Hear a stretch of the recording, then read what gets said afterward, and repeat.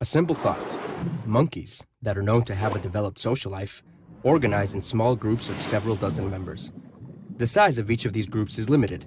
In order for them to function, all members of the group need to know each other well.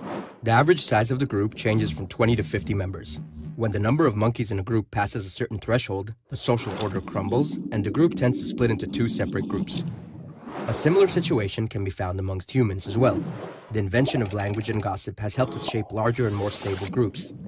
Sociological research indicates that the maximum natural size of a group of humans is roughly 150 members.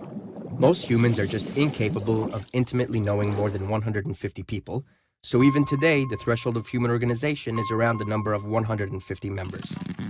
Man is a social creature, and the feeling of loneliness can drive him mad. Yet the Western and modern world sanctions individuality. The individual is measured by personal achievements, such as having a career, wealth, a self-image, and consumerism. In this course of action, many people lose their social and familial connections in favor of a self-actualization ideal.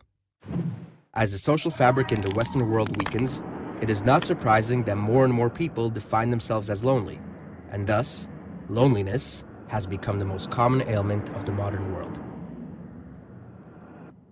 One of the possible reasons for this ailment is the online social network. In a world where time is money, in which our surroundings heavily pressure us to achieve more and more, our social life becomes tainted and more demanding than ever before. And then there's technology. Simpler, hopeful, optimistic, ever young.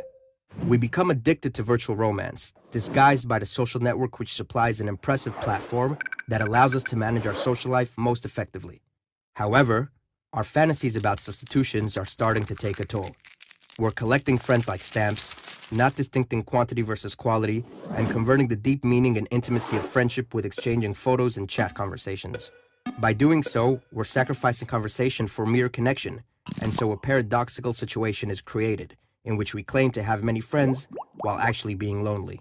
So what is the problem in having a conversation? Well, it takes place in real time, and you can't control what you're going to say. And that is the bottom line. Texting, email, posting, all of these things let us present the self as we want it to be. We get to edit, and that means we get to delete. Instead of building true friendships, we're obsessed with endless personal promotion, investing hours on end building our profile, pursuing the optimal order of words in our next message, choosing the pictures in which we look our best, all of which is meant to serve as a desirable image of who we are. We're expecting more from technology and less from each other. The social networks aren't just changing what we're doing, but also who we are. And that's because technology appeals to us most where we are most vulnerable. And we are vulnerable. We are lonely, but we're afraid of intimacy, while the social networks offer us three gratifying fantasies. One, that we can put our attention wherever we want it to be.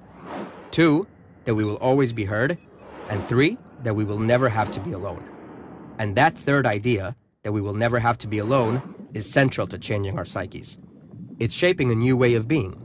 The best way to describe it is, I share, therefore, I am. We use technology to define ourselves by sharing our thoughts and feelings, even as we're having them. Furthermore, we're faking experiences so we'll have something to share, so we can feel alive.